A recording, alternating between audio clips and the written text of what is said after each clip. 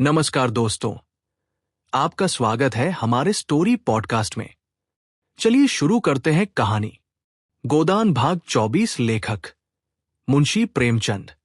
मिर्जा खुर्शेद का अहाता क्लब भी है, कचहरी भी, अखाड़ा भी। दिन भर जमघट लगा रहता है। मोहल्ले में अखाड़े के लिए कहीं जगह नहीं मिलती थी। मिर्जा ने एक छप्पर डलवाकर अखाड़ा बनवा दिया है। वहां नित्य सौपचास लड़ैता जुटते हैं। मिर्जाजी भी उनके साथ जोर करते हैं। मोहल्ले की पंचायतें भी यहीं होती हैं। मियां बीवी और सास बहू और भाई भाई के झगड़े टंटे यहीं चुकाए जाते हैं।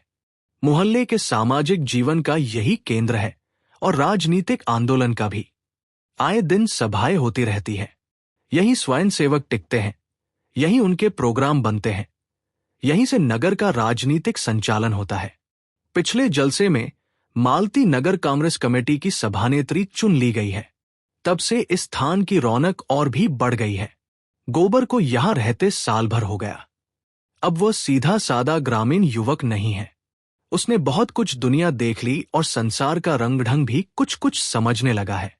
मूल में वो अब भी देहाती है। पैसे को दांत से पकड़ता है, स्वार्थ को कभी नहीं छोड़ता और परिश्रम से जी नहीं चुराता, न कभी हिम्मत हारता है। लेकिन शहर की हवा उसे भी लग गई है। उसने पहले महीने तो केवल मजदूरी की और आधा पेट खाकर थोड़े से रुपए बचा लिए। फिर वह कचालू और मटर और दही बड़े के खोंचे लगाने लगा। इधर ज्यादा लाभ देखा तो नौकरी छोड़ दी। गर्मियों में शरबत और बर्फ की दुकान भी खोल दी। लेन देन में खरा था, इसलिए उसकी साख जम गई। जाड़े आए तो उसने शरबत की दुकान उठा दी और गर्म चाय पिलाने लगा। अब उसकी रोजाना आमदनी 2.5-3 रुपए से कम नहीं। उसने अंग्रेजी फैशन के बाल कटवा लिए हैं, महीन धोती और पंपशू पहनता है। एक लाल ऊनी चादर खरीद ली और पान सिगरेट का शौकीन हो गया है। सभाओं में आने जाने से उसे कुछ कुछ राजनीतिक ज्ञान भी हो चला है। राष्ट्र और वर्ग का अर्थ समझने लगा है। सामाजिक रूढ़ियों की प्रतिष्ठा और लोक निंदा का भय अब उसमें बहुत कम रह गया है। आए दिन की पंचायतों ने उसे निस्संकोच बना दिया है। जिस बात के पीछे वो यहां घर से दूर मुंह छुपाए पड़ा हुआ है, उसी तरह की, बल्कि उससे भी कहीं निंदास्पद बातें यहां नित्य हुआ करती है और कोई भागता नहीं। फिर वही क्यों इतना डरे और मुंह चुराए। इतने दिनों में उसने एक पैसा भी घर नहीं भेजा। वह माता पिता को रुपए पैसे के मामले में इतना चतुर नहीं समझता। वे लोग तो रुपए पाते ही आकाश में उड़ने लगेंगे। दादा को तुरंत गया करने की और अम्मा को गहने बनवाने की धुन सवार हो जाएगी।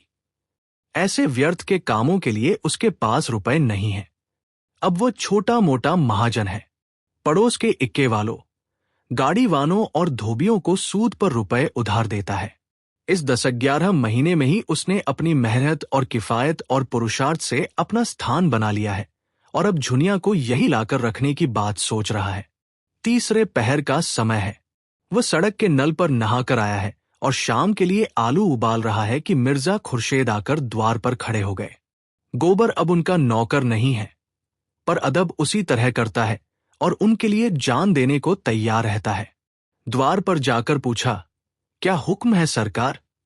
मिर्जा ने खड़े खड़े कहा, तुम्हारे पास कुछ रुपए हो तो दे दो। आज 3 दिन से बोतल खाली पड़ी हुई है, जी बहुत बेचैन हो रहा है। गोबर ने इसके पहले भी 2-3 बार मिर्जाजी को रुपए दिए थे, पर अब तक वसूल न कर सका था। तकाजा करते डरता था और मिर्जाजी रुपए लेकर देना न जानते थे। उनके हाथ में रुपए टिकते ही न थे। इधर आए उधर गायब।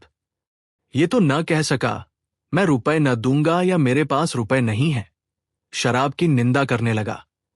आप इसे छोड़ क्यों नहीं देते सरकार? क्या इसके पीने से कुछ फायदा होता है?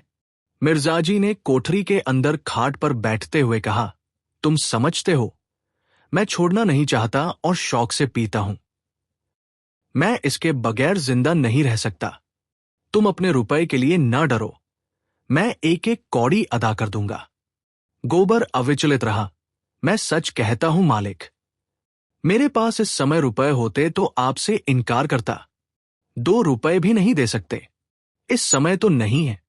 मेरी अंगूठी गिरो, गिरवी रख लो। गोबर का मन ललचा उठा, मगर बात कैसे बदले। बोला, ये आप क्या कहते हैं मालिक? रुपए होते तो आपको दे देता, अंगूठी की कौन बात थी? मिर्जा ने अपने स्वर में बड़ा दीन आग्रह भरकर कहा, मैं फिर तुमसे कभी न मांगूंगा गोबर। मुझसे खड़ा नहीं हुआ जा रहा है।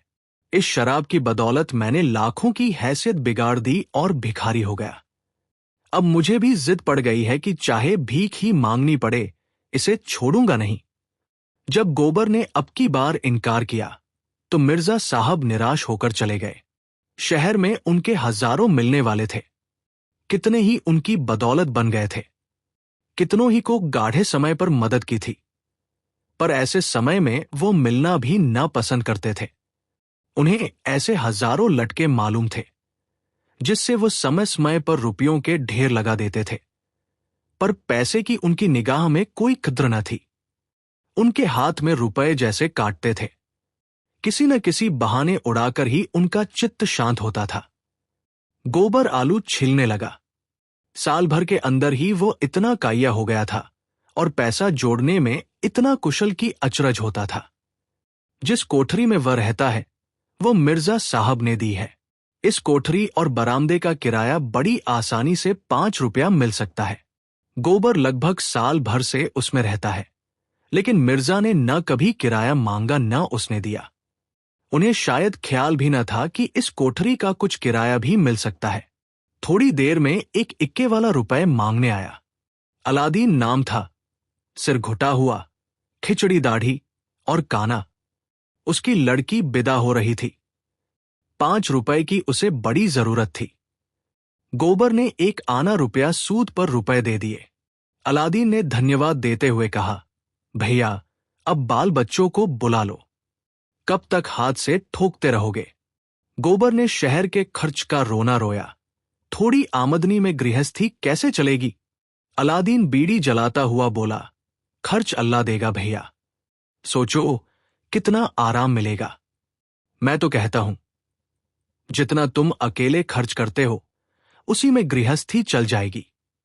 औरत के हाथ में बड़ी बरकत होती है। खुदा कसम, जब मैं अकेला यहां रहता था तो चाहे कितना ही कमाऊं खापी सब बराबर। बीड़ी तमाखू को भी पैसा न रहता। उस पर हैरानी, थके मांदे आओ तो घोड़े को खिलाओ और टहलाओ, फिर नानबाई की दुकान पर दौड़ो। नाक में दम आ गया। जब से घरवाली आ गई है उसी कमाई में उसकी रोटियां भी निकल आती है और आराम भी मिलता है। आखिर आदमी आराम के लिए ही तो कमाता है। जब जान खपाकर भी आराम न मिला तो जिंदगी ही गारत हो गई। मैं तो कहता हूं, तुम्हारी कमाई बढ़ जाएगी भैया। जितनी देर में आलू और मटर उबालते हो उतनी देर में 2-4 प्याले चाय बेच लोगे। अब चाय 12 मास चलती है। रात को लेटोगे तो घरवाली पाव दबाएगी, सारी थकान मिट जाएगी। ये बात गोबर के मन में बैठ गई। जी उचाट हो गया। अब तो वो झुनिया को लाकर ही रहेगा। आलू चूल्हे पर चढ़े रह गए और उसने घर चलने की तैयारी कर दी, मगर याद आया कि होली आ रही है, इसलिए होली का सामान भी लेता चले। कृपण लोगों में उत्सवों पर दिल खोलकर खर्च करने की जो एक प्रवृत्ति होती है, वो उसमें भी सजग हो गई। आखिर इसी दिन के लिए तो कौड़ी कौड़ी जोड़ रहा था। वह मां, बहनों और झुनिया के लिए एक एक जोड़ी साड़ी ले जाएगा।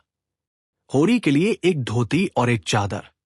सोना के लिए तेल की शीशी ले जाएगा और एक जोड़ा चप्पल। रूपा के लिए जापानी चूड़ियां और झुनिया के लिए एक पिटारी जिसमें तेल, सिंदूर और आईना होगा। बच्चे के लिए टॉप और फ्रॉक जो बाजार में बना बनाया मिलता है। उसने रुपए निकाले और बाजार चला। दोपहर तक सारी चीजें आ गईं। बिस्तर भी बंद गया।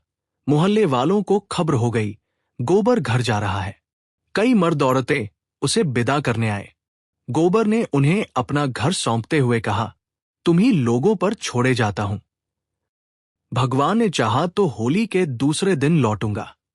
एक युवती ने मुस्कुराकर कहा, महरिया को बिना लिए न आना, नहीं घर में न घुसने पाओगे। दूसरी प्रौढ़ा ने शिक्षा दी, हां और क्या, बहुत दिनों तक चूल्हा फूंक चुके, ठिकाने से रोटी तो मिलेगी। गोबर ने सबको राम राम किया। हिंदू भी थे, मुसलमान भी थे, सभी में मित्रभाव था। सब एक दूसरे के दुख दर्द के साथी। रोजा रखने वाले रोजा रखते थे, एकादशी रखने वाले एकादशी। कभी कभी विनोद भाव से एक दूसरे पर छींटे भी उड़ा लेते थे। गोबर अलादीन की नमाज को उठा बैठी कहता। अलादीन पीपल के नीचे स्थापित सैकड़ों छोटे बड़े शिवलिंग को बटखरे बताता, लेकिन सांप्रदायिक द्वेष का नाम भी न था। गोबर घर जा रहा है, सब उसे हंसी खुशी विदा करना चाहते हैं।